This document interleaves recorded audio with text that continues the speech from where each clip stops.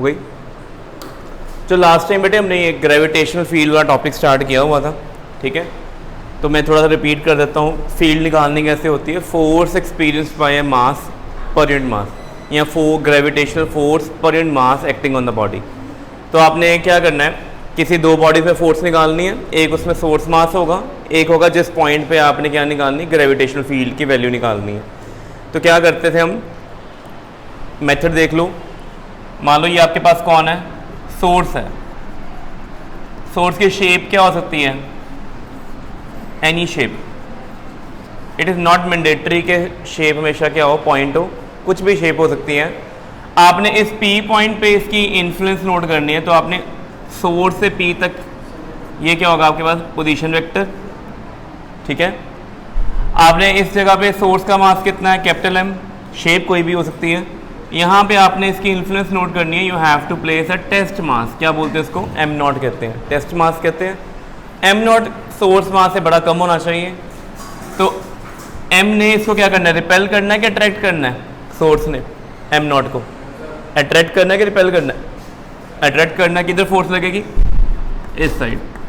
तो gravitational field intensity का symbol एक I वेक्टर होता है या E वेक्टर होता है। आपने जिस पॉइंट पे निकालनी है वहाँ पे क्या फाइंड आउट करो, फोर्स कितनी लगी और मास से डिवाइड कर दो, क्या करो। और यहाँ पे एक कंस्ट्रेंट लगता है, कंडीशन लगती है, वो कंडीशन होती है लिमिट m0 अप्रोचेस टू 0। इस लिमिट का मीनिंग ये होता है कि जो टेस्ट मास आपने सपोज किया है, it should be very small, ठीक है। Why we need gravitational field intensity, force तो हम कूलम उसके ग्रेविटेशन लॉ से भी निकाल लेते हैं। तो स्नेहपाल बताओ, फोर्स का फॉर्मूला तो Gm1m2/r2 हम डायरेक्ट भी यूज़ कर सकते हैं, तो हम ग्रेविटेशनल फील्ड इंटेंसिटी क्यों यूज़ करें फिर, पता है किसी को कि हम ग्रेविटेशनल फील्ड इंटेंसिटी क्यों यूज़ कर रहे हैं।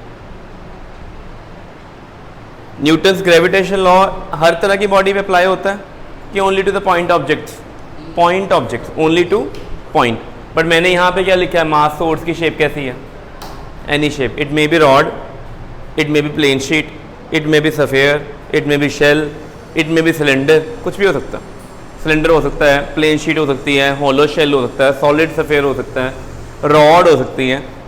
तो जब shapes are not point object, ठीक है, इधर दोनों में से आपने P पॉइंट पे इसकी इन्फ्लुएंस निकालनी है सोर्स की, वो सोर्स की कोई भी शेप है, तो क्या वे होगा, आप उस सोर्स की फोर्स निकालोगे P पॉइंट पे, और P पॉइंट में आपने एक टेस्ट मास रख देना है m0, उससे क्या कर देना है, डिवाइड।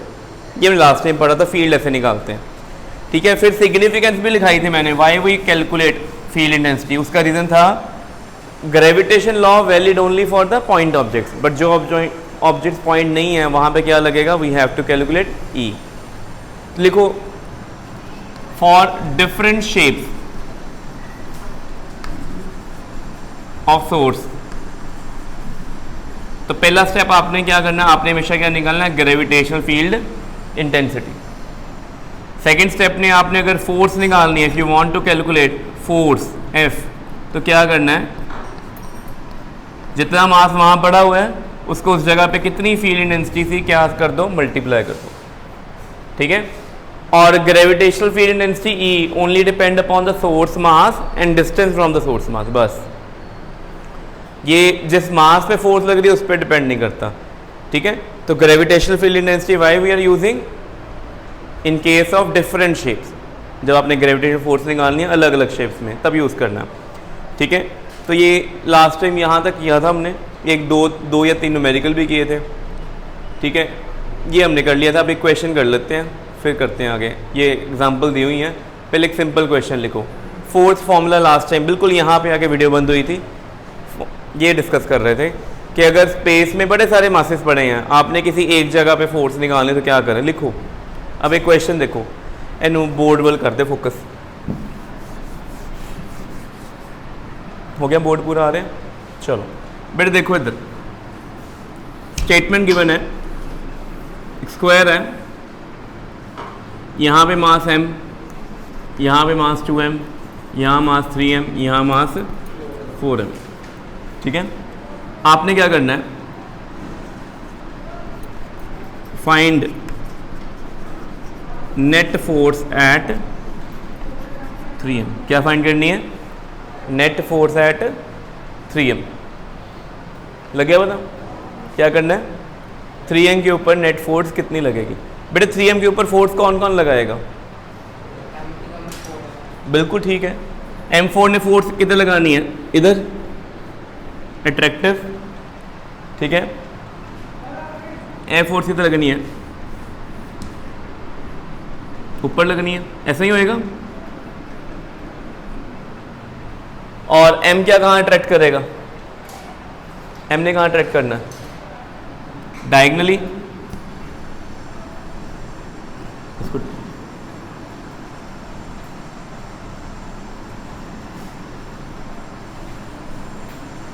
आदनी फोर्सेस, कितनी फोर्सेस लग रही हैं? देखो 3 फोर्सेस लगनी है। तो हम क्या करेंगे, इन तीनों की पहले यहाँ पे क्या निकाल लेते हैं? फील्ड इंटेंसिटी नोट कर लेते हैं। क्या नोट कर लेते हैं? ग्रेविटेशनल फील्ड इंटेंसिटी यहाँ पे, फिर जितना मास आएगा उससे क्या कर देंगे? मल्टीप्लाई। अच्छा लिखो अपनी कॉपी में पहले, gravitational field intensity for point mass. Duster तो हमारी क्लास का दे जाना फिर। केड़ी क्लास है तेरी? पता क्लास है थी केड़ी? ठीक बेटे, E equal to -gm/r² r cap. सबसे सिंपल फॉर्मूला होता है किसके लिए? होता है पॉइंट मास के लिए। लिख लो, ये किसके लिए है? Point mass. आपसे इस क्वेश्चन में पूछा हुआ है आपने क्या क्या फाइंड करना है। पहला फाइंड करना है, ये लोकेशन कर देते हैं ABCD। Find E net at B। पहले ये फाइंड करना है। B पॉइंट पे क्या फाइंड करना है? Net gravitational field intensity. E symbol use कर लो या I यूज कर लो, बोथ आर सेम। सेकंड आपने फाइंड करना है F नेट ऑन 3m। ठीक है, कोई डाउट इसमें? डायग्राम ड्रॉ करो, पहले डायग्राम ड्रॉ करो और ये 2 क्वेश्चन लिख लो। ठीक है, 3 मार्क क्वेश्चन आता था ये वाला, बिना वेक्टर अलजेब्रा के होना नहीं है। ठीक है, हम इसके आंसर निकालेंगे। ये जो एरोस शो कर रहे हैं, एरोस कौन है? ये एरो किसके हैं? फोर्स के ग्रेविटेशनल फील्ड इंटेंसिटी। फोर्स इसी डायरेक्शन में कि फोर्स ऑपोजिट होगी? फोर्स इसके ऑपोजिट होगी। इसका मीनिंग ये वाला m, ये 3m को रिपेल करेगा, अट्रैक्ट करेगा? अट्रैक्ट। तो फोर्स भी इसी डायरेक्शन में होनी है, फील्ड भी इसी डायरेक्शन में। तो अपनी कॉपी एक फॉर्मूला एक और नोट लिख लो, direction of gravitational force, direction of gravitational force and field intensity same. क्यों? 3m के ऊपर लोकेशन पे नेट फोर्स निकालनी, ऊपर वाले ने अट्रैक्ट किया, इसने अट्रैक्ट किया, इसने, 3 फोर्सेज हैं ये, दीज आर द 3 फोर्सेज। अभी रिजल्टेंट निकालना है। और अगर फॉर्मूले में देखें E इक्वल टू क्या है? -gm/r² r cap. Negative sign क्या शो कर रहा है? कि डिस्प्लेसमेंट से ऑपोजिट है यहाँ पे। अगर आपने m की फील्ड यहाँ नोट करनी है तो आपको m से यहाँ तक यहाँ जाना पड़ेगा, your displacement in this direction, but field क्या होगी? अगर आप 2m की फील्ड यहाँ नोट करते हो तो आपको यहाँ से यहाँ जाना पड़ेगा, डायरेक्शन फील्ड की क्या होगी? ऑपोजिट। 4m की फील्ड यहाँ पे निकालनी है, you have to go this way, but field क्या होगी? ऑपोजिट। ये सबसे सिंपल फॉर्मूला किसका है? कैसी शेप ऑफ बॉडी की? Point mass. यहाँ पे चारों क्या है? Point mass. ठीक है, लिख लिया पहले। तो सबसे पहले तो मेरे को बताओ, अगर साइड सारी क्या हो? A हो, कितनी साइड्स हैं? ठीक है, हमने सारी कैलकुलेशन कहाँ करनी है? We have to locate all the calculation, field, force किस जगह पे कर रहे हैं? सब में। कहाँ पे कर रहे हैं? हम gravitational field intensity find out कर रहे हैं, फोर्स फाइंड कर रहे हैं, कहाँ पे? B location. कौन सी लोकेशन पे? B पे। तो हम शुरू करते हैं। सबसे पहले हम क्या करेंगे? At B। तो बताओ, नेट फील्ड निकालनी है ना? ठीक है कि नहीं? पहली फील्ड m की क्या आएगी बोलो? -gm। डिस्टेंस क्या होगा? dB²। डायरेक्शन क्या है? D to B है कि B to D? अगर डायरेक्शन B to D है तो फिर माइनस लगाना चाहिए, फिर जरूरत नहीं है। अगर dB लिखते फॉर्मूले में तो लगाना पड़ना बिकॉज आ रहा है, बट अब जब आप सम करते हो तो आपने देख लेना है कि आप डायरेक्शन क्या रिप्रेजेंट कर रहे हो।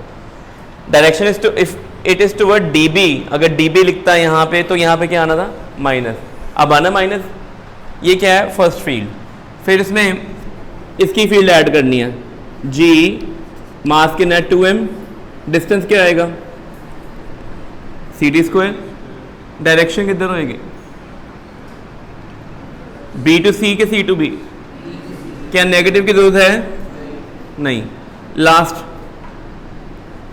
ए वाला का G 4m, distance A B square और डायरेक्शन ए टू बी के B to A B A cap.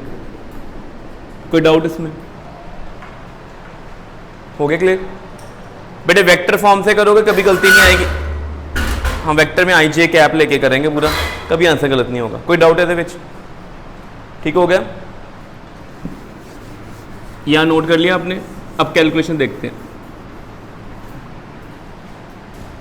ये देखो सबसे पहले इस साइड को क्या सपोज कर लें x, ऊपर क्या सपोज कर लेंगे y, इधर क्या होगा -x, नीचे क्या होगा ऐसे ही होगा, इधर x है इधर -x, ऊपर y, नीचे क्या होगा -y।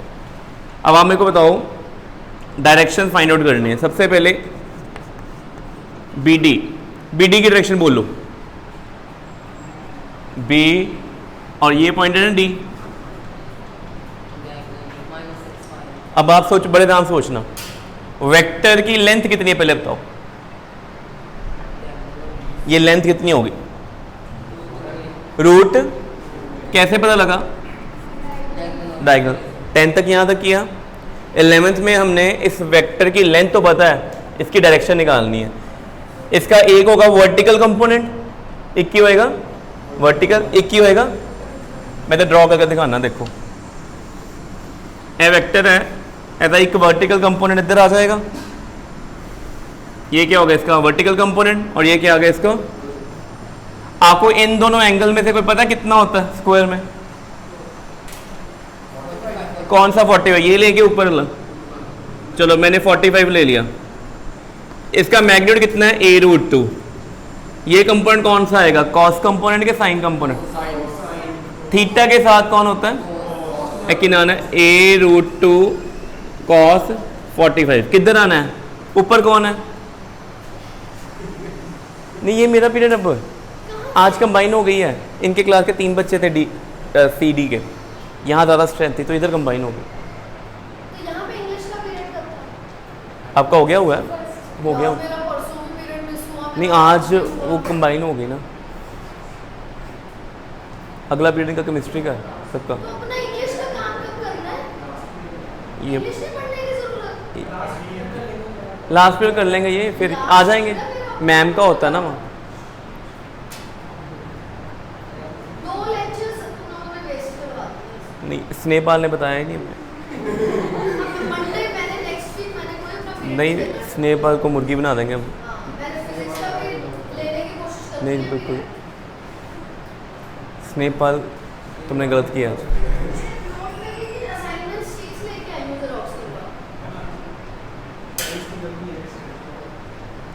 स्नेहपाल अभी नेक्स्ट वीक नहीं, नहीं ठीक है मैम, देख ले। नहीं नहीं पक्का मैम।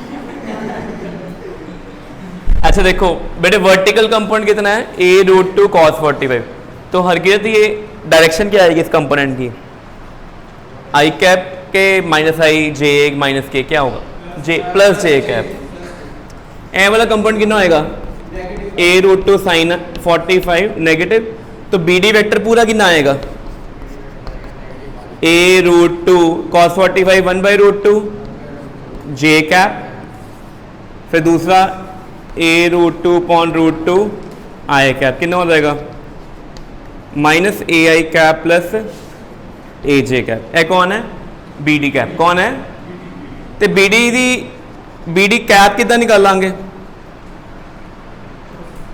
BD वेक्टर को क्या करते हैं उसके मैग्नीट्यूड से क्या करते हैं डिवाइड, मैग्नीट्यूड कितना गया था BD का √2a, डिवाइड करो क्या आएगा -i cap plus j cap upon √2। पहले यहां तक लिख लो,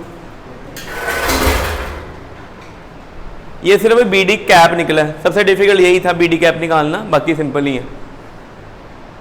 स्क्वायर वाला सम रेक्टेंगल सम, रेक्टेंगल अरेंजमेंट, स्क्वायर अरेंजमेंट और ट्राइंगल अरेंजमेंट, 3 अरेंजमेंट है, तीनों में से क्वेश्चन पेपर में आता होता है, ठीक है।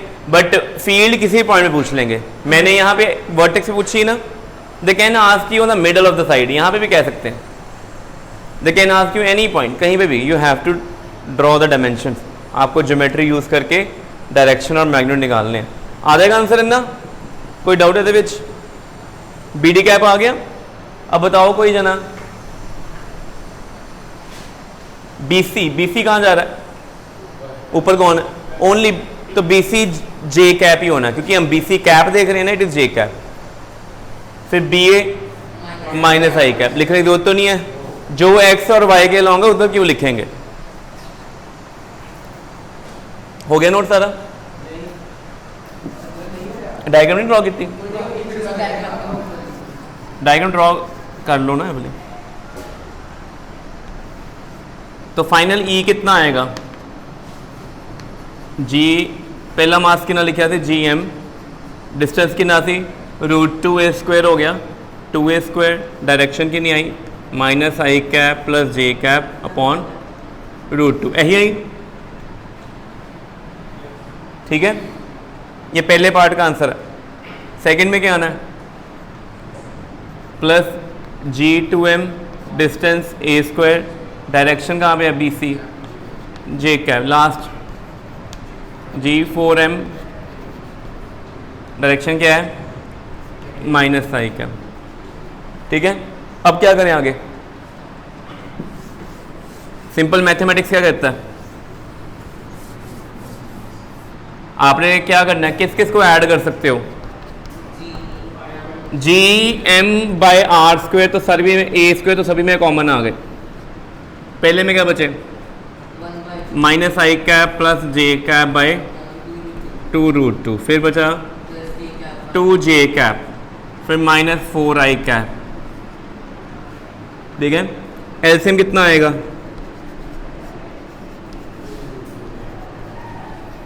माइनस आई कैप प्लस जे कैप, 2√2 आ जाना एलसीएम। इधर मल्टीप्लाई आएगा, क्या आएगा? 4√2 जे कैप माइनस 8√2 आई कैप। फिर क्या करेंगे?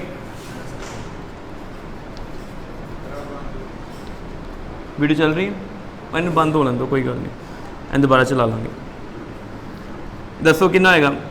आई कैप कॉमन निकाल लो, -1 minus 8√2 plus 1 plus 4√2 J cap. तो ये हमने जो सीखा हुआ है, how to handle the vectors. Vector resolution भी हो गई थी, वेक्टर एनालिसिस भी आ गया, रिजल्टेंट भी हो गया, सुपरपोजिशन, ये था superposition, when we have to add 2 और मोर वेक्टर। हम यहाँ पे वो पैरेललोग्राम लॉ नहीं लगा सकते थे, 2 वेक्टर नहीं ऐड कर रहे, वी आर एडिंग 3 वेक्टर्स। तो 3 वेक्टर जब भी आपने ऐड करने होते हैं, आपने कंपोनेंट्स लेके आई जे के की हेल्प से करने हैं। आपको बी पॉइंट पे फील्ड मिल गई, तो बी के ऊपर फोर्स कितनी लगेगी, कैसे काउंट करोगे?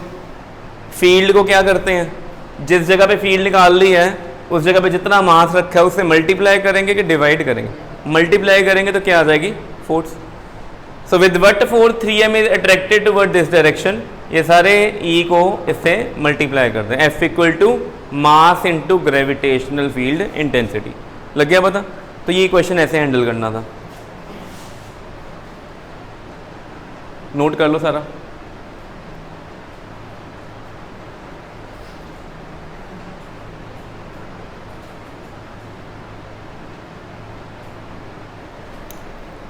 हो गया नोट?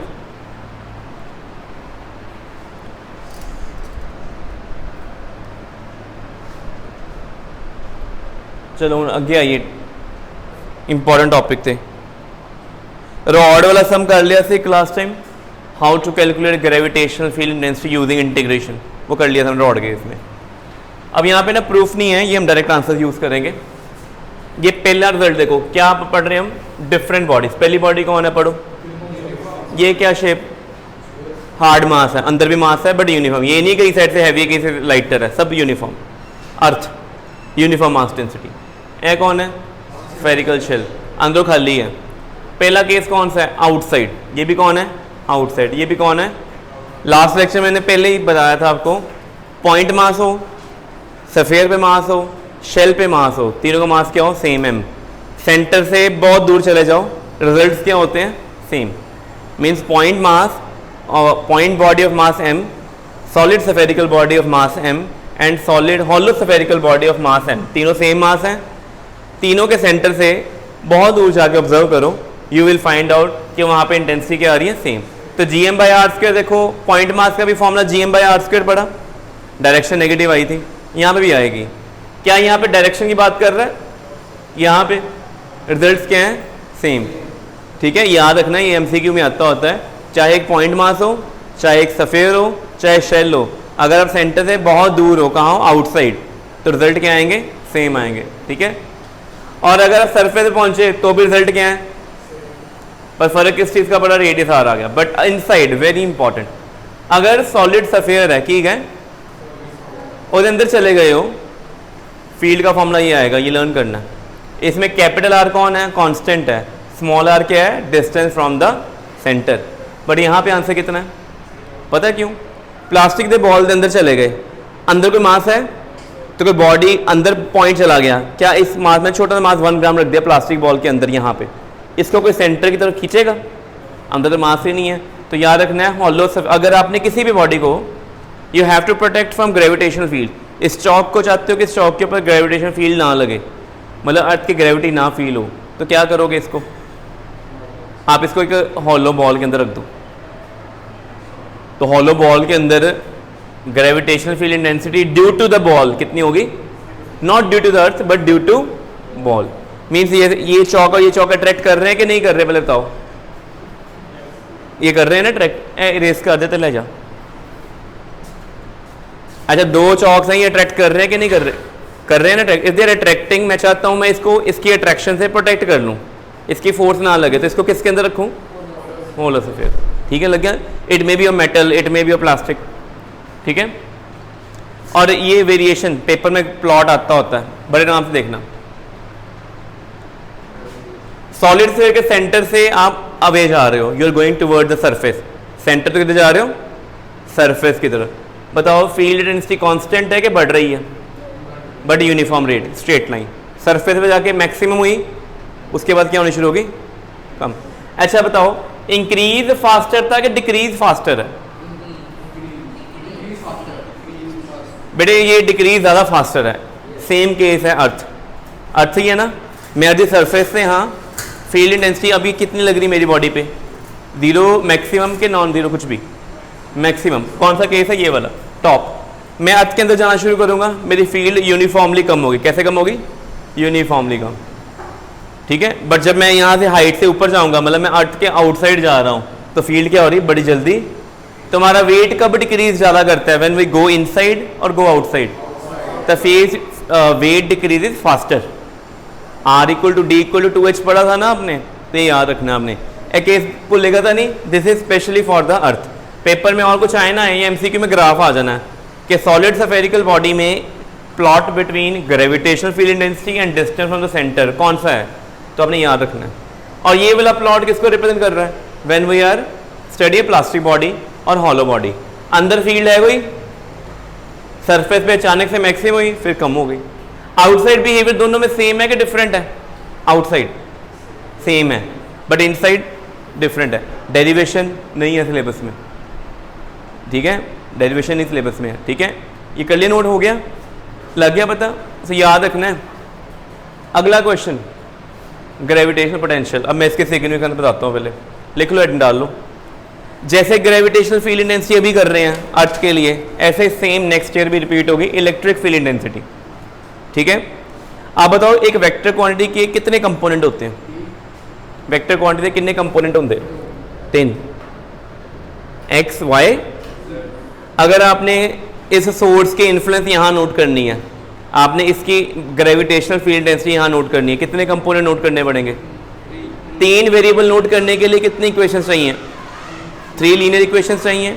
टाइम कंज्यूमिंग है कि इजी है, 10th में हमने 2 इक्वेशन सॉल्व करके आए ना, 2 वेरिएबल निकाल रहे थे ना, अब 3 वेरिएबल निकालने पड़े, डिफिकल्ट काम हो गया। अगली क्वांटिटी कौन है, ग्रेविटेशनल पोटेंशियल। ये भी इस सोर्स की इन्फ्लुएंस ही है, इस सोर्स की स्ट्रेंथ आपने यहाँ नोट करनी थी। एक ऑप्शन है वेक्टर क्वांटिटी नोट करो, वो कौन थी? Gravitational field intensity. दूसरी क्या ऑप्शन है? आप स्केलर क्वांटिटी नोट कर लो। क्या नोट कर लो? ए बारियां बंद कर, ना पढ़ाना तंग करिए ना। An Nepal, you don't have common sense.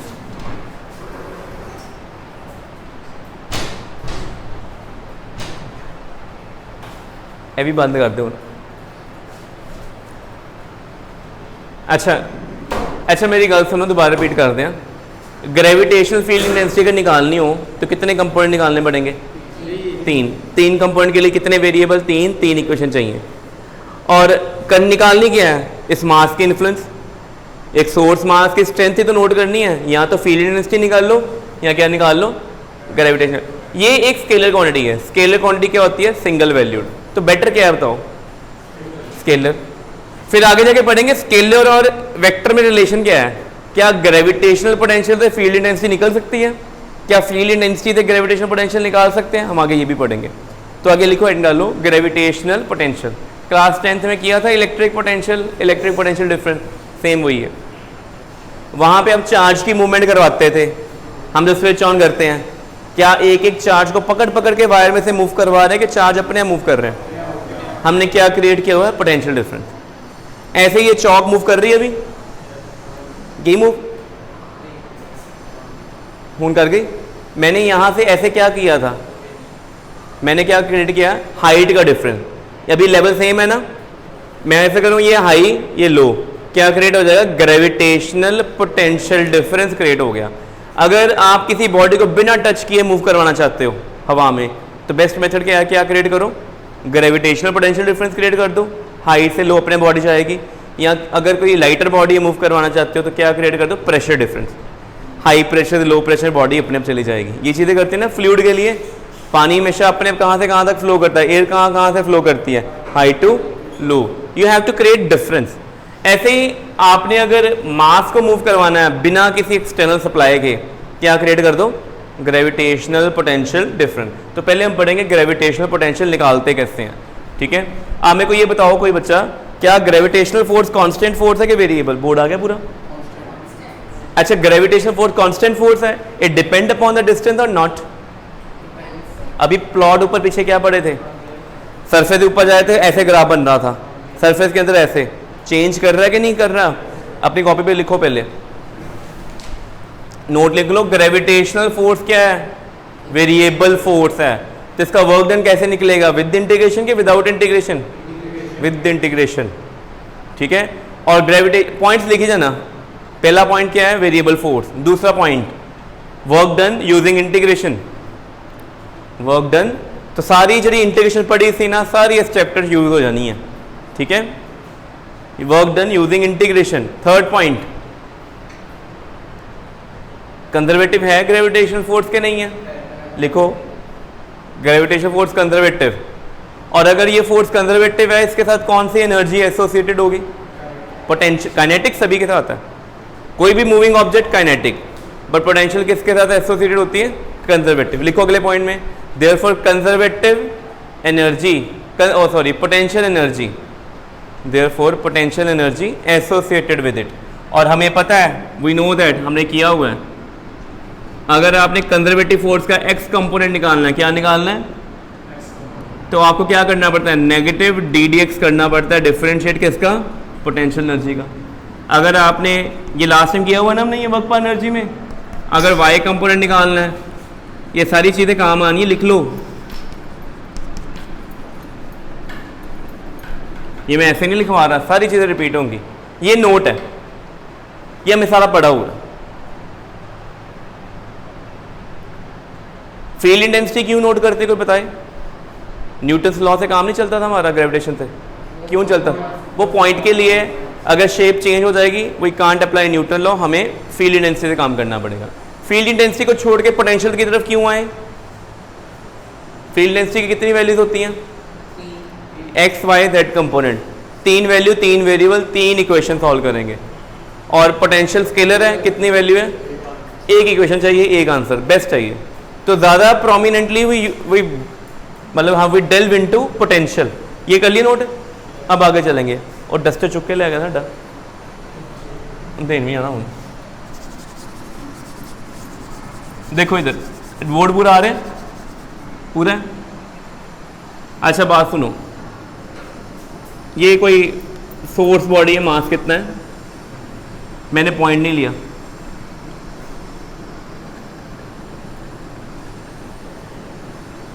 ये कोई पॉइंट है ए, क्या पॉइंट यहाँ पे, ठीक है। आपने ना यहाँ पे कोई छोटा सा मास रखा स्मॉल एम, ये कितना है कैपिटल एम। इस जगह पे इसकी फील्ड इंटेंसिटी कितनी होगी, ये ठीक लिखा है कि गलत लिखा है मैंने, ठीक है कि नहीं? क्या फील्ड इंटेंसिटी की डायरेक्शन ठीक लिखी है कि गलत लिखी है? क्या ये सोर्स मास की जो फील्ड इंटेंसिटी होगी वो अट्रैक्टिव होती है कि रिपल्सिव होती है? हमेशा हर चीज़ को अट्रैक्ट करती है, उसकी तरफ ही आएगी, ठीक है। वैल्यू क्या आती है we don't know, may be it is a hollow sphere, may be solid sphere, may be this point lie inside the sphere, outside the sphere, कुछ भी हो सकता है। फील्ड कितनी लिख दी, ए लिख दी, ठीक है। यहाँ पे छोटा सा मास एम पड़ा हुआ है, तो इसके ऊपर ग्रेविटेशनल फोर्स कितनी लगेगी कोई बताए? अगर आपको किस जगह पे फील्ड इंटेंसिटी पता है ई और वहाँ पे मास एम रख दिया तो ग्रेविटेशनल फोर्स है, वेरी गुड, ई इंटू, ये बेस्ट मेथड, ठीक है। ये सारी जगह पे अप्लाई होता है कि सिर्फ इस पे? ये यूनिवर्सल है हर जगह, चाहे बॉडी पॉइंट हो चाहे बॉडी पॉइंट्स। ये तो पता लग रहा है ना पॉइंट मास है छोटा सा, बट वो नहीं है ना, तो Newton's law of gravitation direct नहीं लगा सकते थे। क्या करना पड़ेगा, पहले उसकी फील्ड निकाल ली, फोर्स कितनी है ये आ गई, यहाँ तो कोई डाउट पहले। अब आपने ये टॉपिक खत्म करके चलते हैं, 5 मिनट्स का ही है। अब इसको अगर छोड़ देंगे यहाँ पे, लीव कर देंगे, तो ये इसको क्या करेगा, अट्रैक्ट करेगा।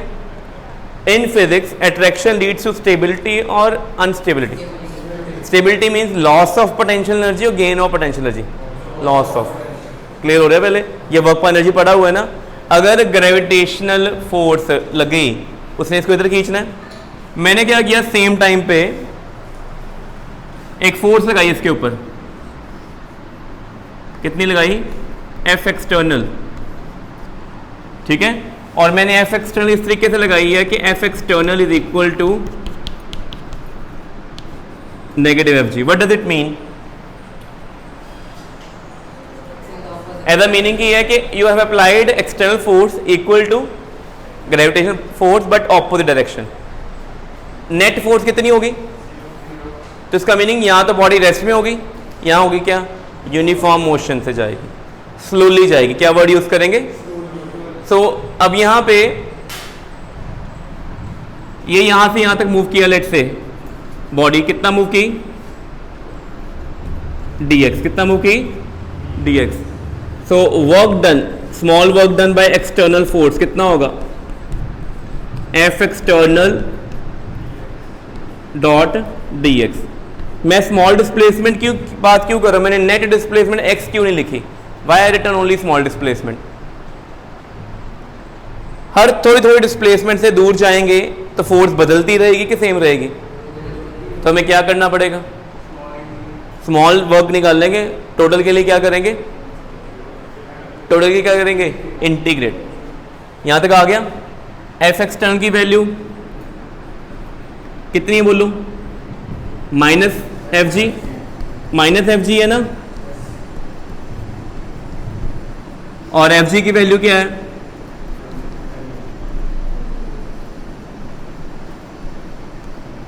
यहां तक आ गए। ये वर्क डन एक्सटर्नल है, ठीक है। टोटल वर्क डन कैसे निकालेंगे, नीचे क्या आ गया, मास जिसको मूव किया है, और ये टर्म ऐसे आ गई,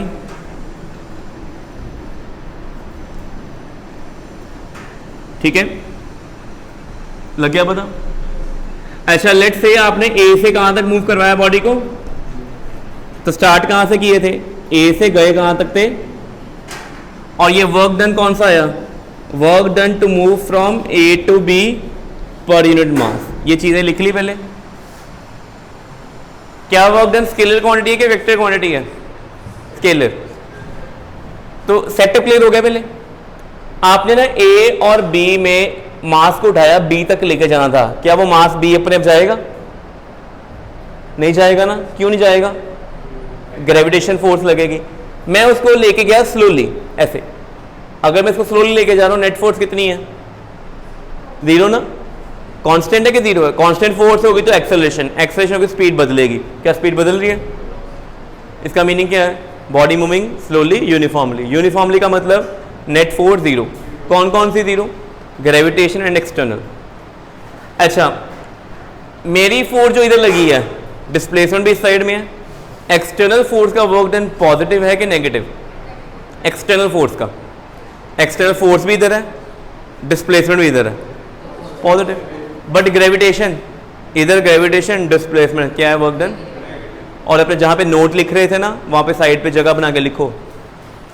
कोई भी कंजर्वेटिव फोर्स होती है उसका वर्क डन हमेशा किसके इक्वल होता है? लिखो, work done by conservative force, जहां पे नोट लिखे हुए हैं, work done by conservative force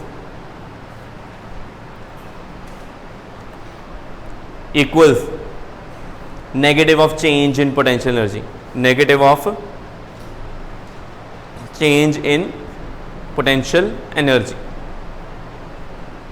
ठीक हो गया? कोई डाउट इसमें? अब आप बताइए, ग्रेविटेशन का वर्क डन इस केस में पॉजिटिव था कि नेगेटिव था? ग्रेविटेशन का फोर्स इधर, डिस्प्लेसमेंट इधर, वर्क डन क्या है उसका? मैंने क्या लिखवाया कि वर्क डन जो है वो negative of change in potential. Work done negative आ गया, पहले से ही नेगेटिव, नेगेटिव नेगेटिव, इसका change in potential energy is positive, means potential energy is increasing. आप बताओ, ये मास यहां पे ज्यादा स्टेबल था कि अवे जाके ज्यादा स्टेबल है? क्योंकि दूर जाएगा तो अट्रैक्शन कम होगी ना। तो इसका meaning when we are moving the mass away, we are doing some work to increase the potential energy. हम इस मास को लोअर पोटेंशियल एनर्जी से उठा के कहां तक लेके आ रहे हैं? लोअर से कहां लेके गए? और अगर मैं यहां पे जाके फोर्स लगानी बंद कर देता हूं, क्या ये मास यहां रहेगा कि अपने आप वापस जाएगा? अपने आप जाएगा ना। हम यही तो चाहते थे। ग्रेविटेशनल पोटेंशियल एनर्जी किसी चीज़ की बढ़ती है तो वो क्या कहाँ जाती है? अपनी एनर्जी को लो करना चाहती है कि हाई करना चाहती है? तो यहाँ पे क्या किया गया? उसकी एनर्जी को हाई किया गया। बी पे क्या क्रिएट किया? High gravitational potential energy. A पे क्या किया गया? Low potential energy. अगर आप फोर्स लगानी बंद करोगे तो बॉडी लो से हाई जाएगी कि हाई से लो जाएगी? हाई से लो। और लास्ट लाइन में क्या आ रहा है? ये क्वांटिटी को क्या बोलते हैं? लिखो, ये जो work done by gravitational external, ये एक्सटर्नल फोर्स है ना, ठीक है। एक्सटर्नल का वर्क डन पॉजिटिव आया कि नेगेटिव आया था? तो ग्रेविटेशन का वर्क डन क्या आएगा? नेगेटिव। ये क्लियर है? ये सारा वर्क डन पर यूनिट मास को हम बोलते हैं पोटेंशियल डिफरेंस। क्या बोलते हैं इसको? और ये फॉर्मूला पूरा लिख लो। कल को आपको पेपर में ग्रेविटेशनल फील्ड इंटेंसिटी गिवन हो और वर्क डन निकालना पड़े तो ऐसे निकालना है। लिख लिया फॉर्मूला यहाँ तक? कोई डाउट? ठीक है, आगे चलते हैं। यहाँ तक लिख लो, बाकी हम पोटेंशियल डिफरेंस एंड एनर्जी कल कंटिन्यू करेंगे।